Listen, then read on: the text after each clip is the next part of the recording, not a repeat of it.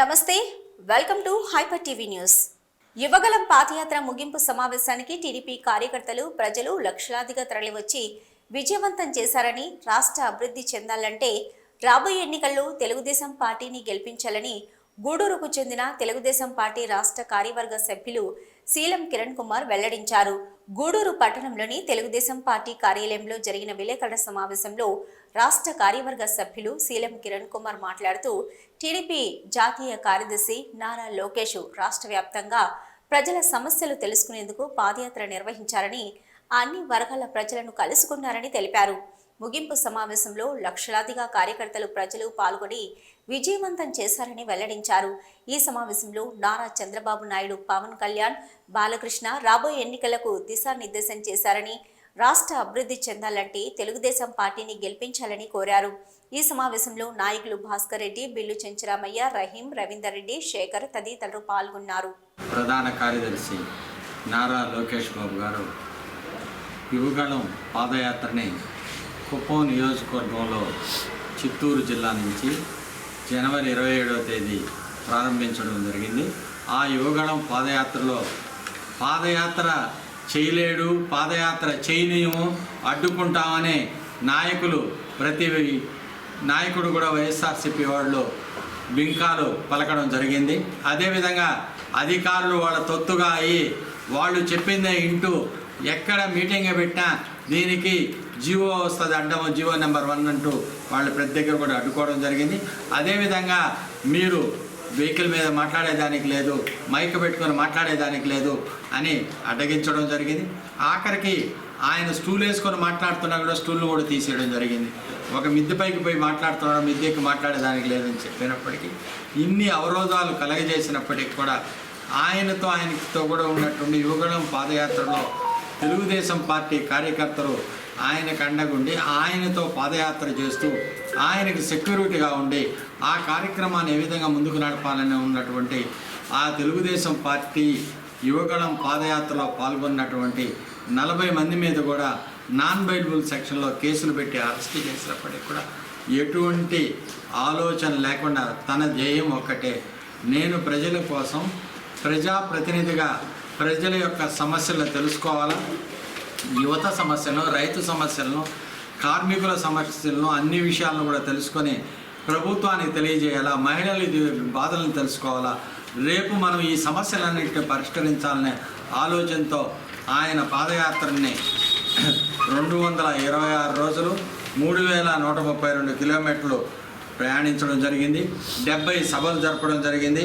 155 ముఖాముఖి కార్యక్రమాలను యువతతోనూ, చేనేత కార్మికులతోనూ, మహిళలతోనూ, విద్యార్థులతోనూ, బీసీ కులాలతోనూ ప్రతి ఒక్కరితో కూడా ఆయన ఇంటరాక్ట్ అయ్యి మనం ఏమి చేయాలా, ఏమి చేస్తే ఆంధ్రప్రదేశ్ అభివృద్ధి చెందుతుంది, ఏ విధంగా ముందుకు పోకూడదు, ఈ సైకో పాలనను ఏ విధంగా అంతం చేయాలని ప్రజలు చెప్పిన ప్రతి ఒక్క విషయాన్ని కూడా ఆయన అవగాహన చేసుకోవడం కూడా జరిగింది.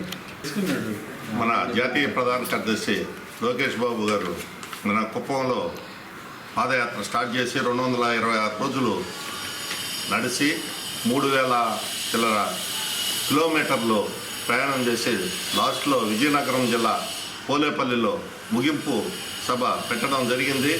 అక్కడ యువగలం నవశకం అని చెప్పనని బహిరంగ సభ ఏర్పాటు చేశారు. ఆయన పాదయాత్రలో అన్ని సమస్యలు తెలుసుకున్నాడు. ముఖ్యంగా యువత గురించి ఎక్కువగా ఆయన ఉద్యోగాలు కానీ అన్ని విధాల వాళ్ళకి కావాల్సిన ఇబ్బందులన్నీ కూడా తెలుసుకున్నాడు. అదేవిధంగా అన్ని సామాజిక వర్గాల మీటింగులు కూడా పెట్టడం జరిగింది.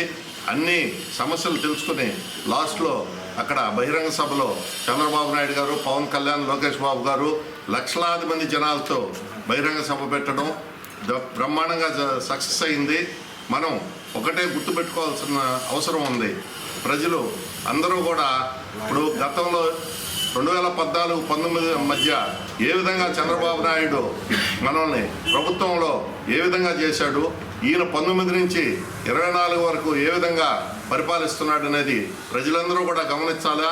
ఇప్పుడు పెడుతున్నటువంటి జగన్మోహన్ రెడ్డి ఇబ్బందుల్ని మనం అన్నింటినీ కూడా పారద్రోలాలంటే మనం ముఖ్యమంత్రిగా చంద్రబాబు నాయుడు చేసుకోవాల్సిన అవసరం ఉందని మీకు అందరికీ కూడా తెలియజేసుకుంటూ, మనం ఒకటే ఉదాహరణ ఈ సభే మనకు నిదర్శనం.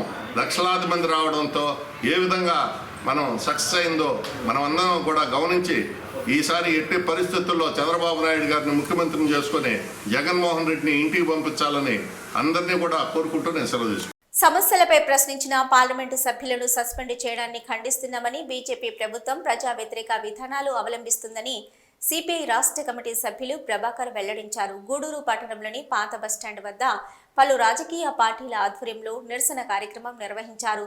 గూడూరు పట్టణంలోని పాత బస్టాండ్ సెంటర్ వద్ద సిపిఐ, కాంగ్రెస్ మరియు పలు పార్టీలు, ప్రజా సంఘాల ఆధ్వర్యంలో నిరసన కార్యక్రమం నిర్వహించారు. సిపిఐ నాయకులు ప్రభాకర్ మాట్లాడుతూ పార్లమెంటులో సమస్యలపై ప్రశ్నించిన 146 మంది సభ్యులను సస్పెండ్ చేశారని తెలిపారు. బీజేపీ ప్రభుత్వంలో ప్రశ్నించిన వారిపై అక్రమ కేసులు పెడుతున్నారని, దేశ భద్రతలో బీజేపీ ప్రభుత్వం పూర్తిగా విఫలమైందని అన్నారు. కార్యక్రమంలో వెంకటేశ్వరరావు, కాళేశ, శశి, శివకుమార్, రమణయ్య తదితరులు పాల్గొన్నారు.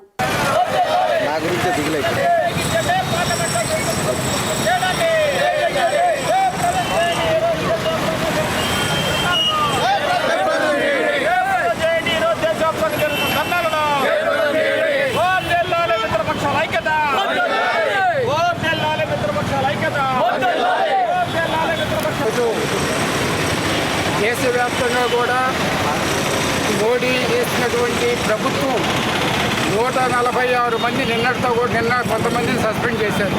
వాళ్ళతో కలుపుకొని 146 మందిని పార్లమెంటు సభ్యుల్ని సస్పెండ్ చేస్తే దాని మీద ఇండియా కూటమి అంతా కూడా కూర్చొని మాట్లాడుకొని దీని మీద వెంటనే ఈరోజు 22వ తారీఖున దేశవ్యాప్తంగా కార్యక్రమాలు ఇచ్చారు. ఆ సందులో భాగంగా ఈ రాష్ట్రంలో కూడా వామపక్షాలు, అదేవిధంగా కాంగ్రెసు, ఆమ్ ఆద్మీ పార్టీ లాంటివన్నీ కలిసి కూర్చొని మాట్లాడుకొని ఈ 22వ తారీఖున నిరసన కార్యక్రమాలు చేయాలని చెప్పినందువల్లే ఈరోజు ఈ గూడూరు పట్టణంలో కూడా ఈ కార్యక్రమాన్ని తీసుకున్నాం. అయితే మనకు తెలుసు ఈ మోడీ ప్రభుత్వం చేస్తున్నటువంటి పరిస్థితి గతంలో కూడా 2001లో ఇదే పరిస్థితి. ఏంటంటే డిసెంబర్ 13వ తారీఖున ఆ రోజు కూడా ఒక తీవ్రవాదులు పార్లమెంట్లోకి ప్రవేశించి ఆ రోజు జరిగినటువంటి తీరు వేరు. అదేవిధంగా ఈరోజు కూడా అదే డిసెంబర్ 13వ తారీఖున పార్లమెంట్లో జరిగిన తీరు ఇదొకటి వేరు. అంటే రెండింటికి రెండు వ్యత్యాసాలు ఉన్నాయి. అదేమో తీవ్రవాదులు వచ్చి ఆ రోజు ఏంటంటే మన వాళ్ళని పార్లమెంట్లో ఉన్నటువంటి సభ్యులందరినీ చంపడానికి ప్రయత్నం చేసింది. కానీ ఇవాళ జరిగింది ఇక్కడ ఏంటంటే పొగభావం చేసి ఈ నిరసన తెలియజేయడం ఈరోజు జరిగింది. అంటే రెండింటికి తేడా ఉంది. అంటే భద్రతా దళాలు పార్లమెంటుని ఏ విధంగా కాపాడుతున్నారనే దాని మీద ఈరోజు జరిగినటువంటి దాడి తెలియజేస్తూ ఉంది. కాబట్టి ఇటువంటి పరిస్థితులు రేపు అదే కానీ ఆ రోజు కానీ జరిగినటువంటి దాడిలో ఏదైనా ప్రమాదకరం జరిగి ఉంటే మొత్తం పార్లమెంటు సభ్యులంతా స్మాష్ అటువంటి పరిస్థితి. అంటే అంత భద్రత లేని పరిస్థితిలో ఈరోజు బీజేపీ గవర్నమెంట్ పరిపాలన చేస్తుందనంటే దాని మీద ప్రశ్నించేదానికి పార్లమెంటు సభ్యులు పార్లమెంట్లో అమిత్ షా సమాధానం చెప్పాలని, హోంమంత్రి చెప్పాలని అంటే దానికి సమాధానం చెప్పకుండా ఆయన బయట తిరుగుతూ ఉన్నారు. ఆయన కానీ మోడీ కానీ బయట మాట్లాడుకుంటా లోపలికి చెప్పకుండా అది అడిగిన దానికోసం కాదేదో పెద్ద నేరమైనట్టు దాన్ని నేరానికి సంబంధించి ప్రతి ఒక్కరిని కూడా ఈ రోజుకి 146 మంది నిన్నటికి సస్పెండ్ చేయడం జరిగింది. కాబట్టి ఇవాళ ఇండియా కూటమి తీసుకున్నటువంటి నిర్ణయాలు ఒక పక్క బీజేపీకి ఒలుగు పుట్టిస్తూ ఉన్నాయి. కాకపోతే ఏంటంటే ఈరోజు అన్ని రంగాల్లో ప్రభుత్వం విఫలమైనందువల్ల మోడీ కానీ అమిత్ షా కానీ ఇటువంటి కార్యక్రమాలు కుయుక్తులు బన్ని ఇటువంటి కార్యక్రమాలు ఓళ్లే తయారు చేసుకొని ఆ స్క్రిప్టులు అమలుపరిచే విధంగా ఈరోజు బీజేపీ ఆర్ఎస్ఎస్ విధానాలు ఆ విధంగా ఉన్నాయి. తమ డిమాండ్లు పరిష్కరించాలని గూడూరు సబ్ కలెక్టర్ కార్యాలయం వద్ద 11వ రోజు అంగన్వాడీ వర్కర్లు తమ సమ్మెను కొనసాగించారు. కనీస వేతనం 26,000 రూపాయలు మరియు గ్రాట్యుటీ ఇవ్వాలని డిమాండ్ చేస్తూ రాష్ట్ర వ్యాప్తంగా జరుగుతున్న అంగన్వాడీ వర్కర్ల నిరవధిక సమ్మెలో భాగంగా గూడూరు పట్టణంలోని సబ్ కలెక్టర్ కార్యాలయం వద్ద 11వ రోజు వర్కర్లు తమ సమ్మెను కొనసాగించారు. యూనియన్ నాయకురాలు పద్మ మాట్లాడుతూ 11 రోజులుగా నిరవధిక సర్వే చేస్తున్నా ప్రభుత్వం పట్టించుకోవడం లేదని, సచివాలయ సిబ్బంది ద్వారా అంగన్వాడీ పాఠశాలల తాళాలు పగలగొట్టి పిల్లలు లేకపోయినా సిబ్బంది అక్కడ ఉండడం ఎంతవరకు సమంజసమని ప్రశ్నించారు.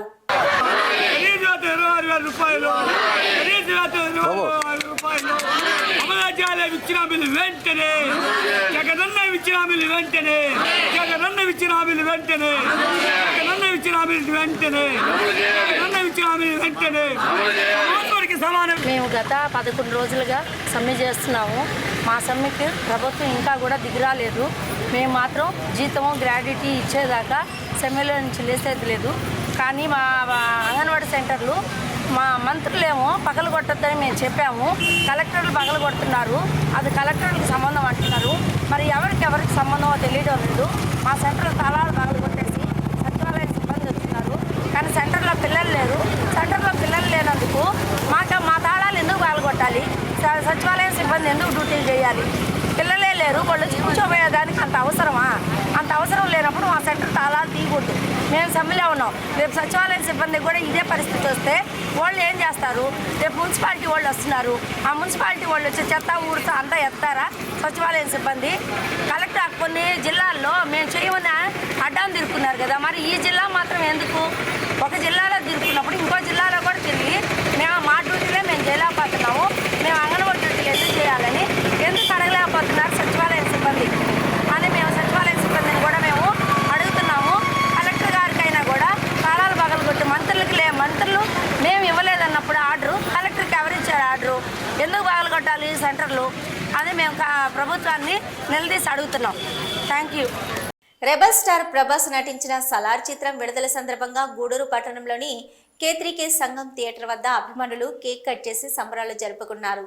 బాణసంచా తీర్మాన్ బ్యాండ్ ప్రత్యేక ఆకర్షణగా నిలిచాయి. సినిమా హిట్ టాక్ రావడంతో అభిమానులు ఆనందం వ్యక్తం చేస్తున్నారు.